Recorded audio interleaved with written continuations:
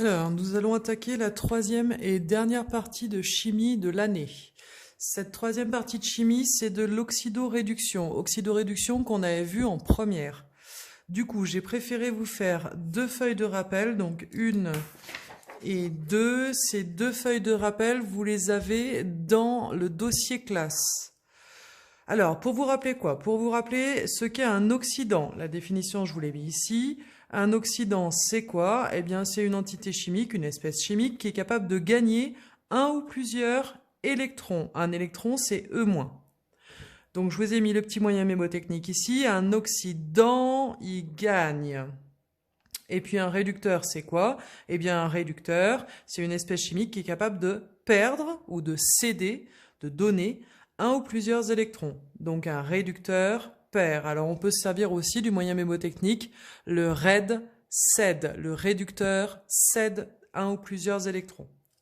Ces oxydants et ces réducteurs fonctionnent toujours en couple. Comme les acides et les bases, ils sont toujours en couple.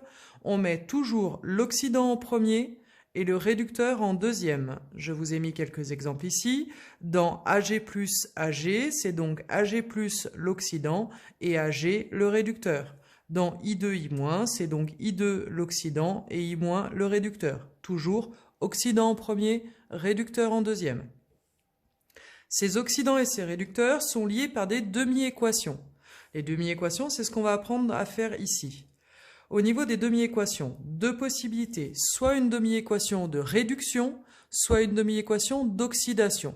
Vous allez voir que c'est simplement la même chose, mais lue de gauche à droite ou de droite à gauche.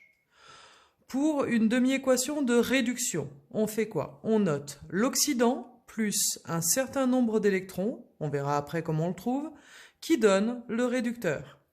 Ce que je vous ai mis en exemple ici, dans le couple Cu2 plus Cu, eh bien je prends l'oxydant, c'est-à-dire Cu2 plus un certain nombre d'électrons, ici on fait les deux, qui nous donne le réducteur Cu.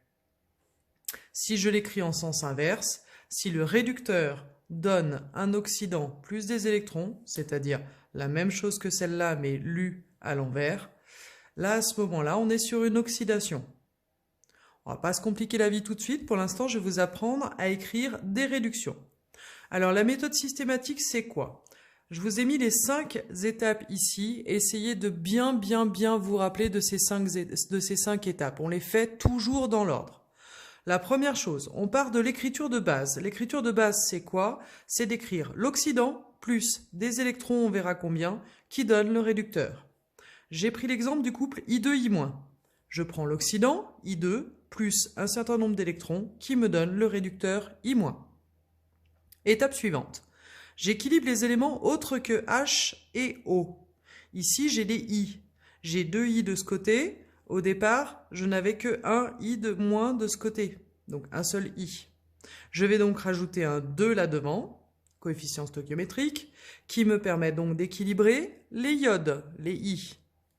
Une fois ce 2 rajouté, j'ai bien 2 I de ce côté et 2 I de l'autre côté. Pour le moins, on verra plus tard. Donc deuxième étape, c'est fait. Troisième étape, on équilibre l'oxygène avec des molécules d'eau. Ici, vous vous rendez compte qu'il n'y a pas de eau, donc il n'y a pas d'oxygène, pas de problème de molécules d'eau. Je zappe cette étape. Étape suivante, équilibrer les hydrogènes en rajoutant des H+. Là encore, je n'ai pas d'hydrogène. Pas besoin de cette étape, je zappe l'étape. Étape 5, on équilibre les charges avec des électrons. Alors, vous avez vu qu'ici, j'avais 2 I-, c'est-à-dire 2 charges négatives après le signe égal. Or, pour l'instant, au départ, je n'ai pas d'indication négative ici.